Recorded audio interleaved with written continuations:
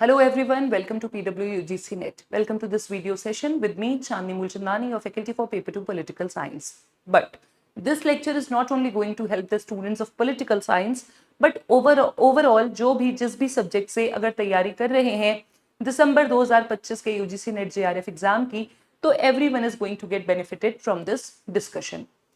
Thumbnail देख के आपको समझ में आ गया है. It is about 90 days strategy. 90 days strategy to clear UGC NET JRF exam. So 90 days की अगर हम बात कर रहे हैं, इट मींस अप्रोक्सीमेटली 3 महीने. चल रहा है सितंबर. आज जब मैं ये वीडियो रिकॉर्ड कर रही हूँ 10th of September. Considering exactly 90 days from now will be 10 सितंबर के बाद 10 अक्टूबर, 10 नवंबर, 10 दिसंबर. 10 दिसंबर तक की ही तैयारी का प्लान हम बनाएंगे. क्यों? क्योंकि दिसंबर एंड में कभी भी किसी भी सब्जेक्ट का पेपर हो सकता है. नोटिफिकेशन आएगा, फॉर्म फिलिंग आएगी, तो एग्जैक्ट हम अंदाजा लगा पाएंगे कि कब एग्जाम होगा. जैसे पिछली बार जो दिसंबर वाली साइकिल थी, पॉल साइंस का पेपर हुआ था 6 जनवरी को. सो ऐसे अलग अलग दिन अलग अलग पेपर आपके होते हैं. बट हम अर्लीस्ट डेट को ही मान के चलते हैं कि 10 दिसंबर तक हम कैसे सिलेबस को पूरा करें और अभी से हमारी क्या स्ट्रैटेजी होनी चाहिए, पेपर 1 पेपर 2 को कैसे बैलेंस करें, प्लस रिविजन और मॉक्स पे कैसे ध्यान दें. So let's try to understand कि 90 डेज हैं हमारे पास, बट हमारे पास करने को क्या क्या है. We have 90 days, but what all we have to cover in these 90 days. 90 days हैं. पेपर 1 करना है, पेपर 2 करना है. पेपर 1 प्लस पेपर 2 की 10-10 यूनिट, मतलब हमारे पास टोटल 20 यूनिट है. तो क्या हम 20 में से 10 कर लें, 15 कर लें, सफिशिएंट है? नहीं. ऐसी कोई शॉर्टकट की बात हम यहाँ नहीं करेंगे. करना पूरा सिलेबस है. बस सिलेबस को बहुत ही स्मार्टली आपको यहाँ पे डिफाइन करना है. क्यों? क्योंकि एक तो सिलेबस वो है जो एनटीए ने दिया है, और एक आपके सिलेबस का आईना, एक आपके सिलेबस की छवि वो है जो पीवाईक्यूज में आप देखते हो. अगर हम बात करें पेपर 2 पॉलिटिकल साइंस की, पॉलिटिकल साइंस में आप पिछले 5 साल के पीवाईक्यूज उठाओगे तो आपको देखने को मिलेगा कि यूनिट वाइज 5 साल में हमारे पास सबसे ज्यादा सवाल आए हैं पॉलिटी के, फिर आईआर के. लगभग पॉलिटी और आईआर के सवाल इक्विवेलेंट हैं, पॉलिटी के, आईआर के. जब मैं पॉलिटी कह रही हूं तो ये पॉलिटिकल इंस्टीट्यूशंस की बात कर रही हूं. आईआर यूनिट नंबर 5 है. आईआर के साथ आपकी आईएफपी जुड़ी हुई है. देन आफ्टर दैट पॉलिटी और आईआर के बाद comparative politics, WPT, IPT, political theory. ये कुछ मोस्ट इंपॉर्टेंट यूनिट्स हैं जहां से बार बार सवाल आ रहे हैं और इनके भी कुछ टॉपिक्स रिपीट हो रहे हैं. तो हमें आइडेंटिफाई करना है कि किस टॉपिक को हमें कितना टाइम देना है. सो अभी से 90 के 90 दिन में आपको पढ़ाई करनी है, मिस नहीं करना समय को.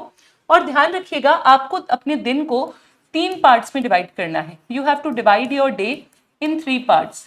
एक दिन का पार्ट होगा जब आप पेपर 1 पढ़ोगे, एक दिन का पार्ट होगा जब आप पेपर 2 पढ़ोगे, और एक दिन का पार्ट होगा जिसमें या तो आप रिविजन करोगे, या तो आप पीवाईक्यू सॉल्व करोगे, और या तो आप जो भी अपना मॉक्स लगाओगे वो करोगे. राइट. अब शुरू कैसे करें? आज से अगर शुरू करते हैं तो सबसे पहले एक रफ टाइम टेबल बना लो कि हम कितने कितने समय में कौन कौन से यूनिट करेंगे. यहां पर सोर्सेस लिमिटेड रखिएगा. अगर आपने जैसे मिशन जेआरएफ बैच में एनरोल किया है तो मिशन जेआरएफ के नोट्स को, डीपीपीस को ही बस अपना सोर्स बनाइए, अन्यथा एक्स्ट्रा चीजें पढ़ने की जरूरत नहीं है. आज एक यूट्यूब चैनल पे, कल दूसरे यूट्यूब चैनल पे अगर आप ड्विंडल करोगे तो you will fall in a trap, जिस ट्रैप से आप गेन बहुत कम कर पाओगे. नॉलेज का भंडार है, टॉपिक्स का भंडार है, बट समय की बहुत कमी है. तो हमें अपने आप को लिमिटेड रखना है, सोर्सेस को लिमिट करना है. सोर्सेस लिमिटेड रखेंगे और पीवाईक्यू से शुरू करेंगे. पिछले 5 से 7 साल के पीवाईक्यू सॉल्व कर लीजिए. 5 से 7 साल कह रही हूं, मतलब लगभग साल में 2 बार पेपर होता है, तो ये आपके 10 से 12 वैसे हो जाएंगे 10 to 14 पेपर्स. ठीक है. जब आप 10 से 14 पेपर्स सॉल्व कर लोगे तो इट मींस आपके लगभग, हम पेपर 1 पेपर 2 दोनों मानते हैं 150 सवाल होते हैं, तो 1500 सवाल तो ऐसे ही हो गए आपके. 1500 से 2000 सवाल लगभग आप सॉल्व करोगे ऑन एन एवरेज. जब आप 1500 से 2000 सवाल सॉल्व करोगे, आपको नहीं लगता कि आप थीम आइडेंटिफाई कर लोगे? आपने पीवाईक्यू उठाया, पॉलिटिकल साइंस का उठाया, पिछली बार प्राइम मिनिस्टर की क्रोनोलॉजी आई, उसके पिछली बार प्रेसिडेंट की क्रोनोलॉजी आई, उसके पिछली बार स्पीकर की क्रोनोलॉजी आई. आपको समझ में आ गया कि जो भी हमारे पद हैं उसका कॉन्सेप्ट मुझे बाद में पढ़ना है, क्रोनोलॉजी पहले. बस this is what you have to do. PYQs से शुरू कीजिए, पीवाईक्यूज को सॉल्व कीजिए. पीवाईक्यूज में जो इन्फॉर्मेशन मिलती जा रही है उसे वही किताब में लिख लीजिए, या फिर आप उसके लिए अलग से अपने नोट्स छोटे छोटे शॉर्ट बना सकते हैं, नोट मेकिंग में टाइम ज्यादा नहीं लगाना है। दूसरा, जब आप पीवाईक्यू से पढ़ाई कर रहे हो और पीवाईक्यू से नॉलेज गैदर कर रहे हो तो आपने एक टॉपिक की, रेपिटेटिव टॉपिक की लिस्ट बनाई होगी। वो रेपिटेटिव टॉपिक्स की लिस्ट जो आपने बनाई है दोनों पेपर्स के लिए, आपको वही टॉपिक्स पढ़ने हैं on priority. Number 1 PYQs, number 2 repetitive topics की लिस्ट, सोर्सेज लिमिटेड करके वो आपको कवर करने हैं। जब आपने इतना कवर कर लिया, उसके बाद हम बढ़ेंगे हमारे सिलेबस के बाकी पॉकेट्स की तरफ। रेपिटेटिव टॉपिक्स हो गए, रेपिटेटिव टॉपिक्स हो गए, लगभग 1.5 महीना आपको लग जाएगा। पीवाईक्यू करेंगे, रेपिटेटिव टॉपिक करेंगे। सो लेट्स से अगर मैं बात कर रही हूँ 90 डेज की, तो 45 डेज आपके चले गए। बचे हुए 45 डेज में आप, या तो हो सकता है 45 to 50 डेज चले जाएं आपके। बचे हुए दिनों में आप क्या करोगे? बचे हुए दिनों में explore other aspects of your syllabus. अब आप सिलेबस उठाओगे और सिलेबस के वो टॉपिक जो आपने यहां पे कवर नहीं किए हैं वो टॉपिक पढ़ोगे। अगेन यहां पे भी आप अपने दिन को 3 कैटेगरीज में डिवाइड करोगे। पेपर 1 भी पढ़ोगे, पेपर 2 भी पढ़ोगे, प्लस रिविजन भी करोगे। ठीक है, तो आपने पीवाईक्यूज लगाए, रेपिटेटिव टॉपिक्स की लिस्ट बनाई, वो पढ़ लिए। फिर उसके बाद बचे हुए लगभग, this will be done in 45 days. बचे हुए 45 डेज में आप 20 दिन, अगले 20 दिन जो आपका सिलेबस है वो पढ़ोगे और रिवीजन मॉक तो चलते ही रहेंगे। It will bring us to 45 days plus 20 days, 65 days हो गए हमारे।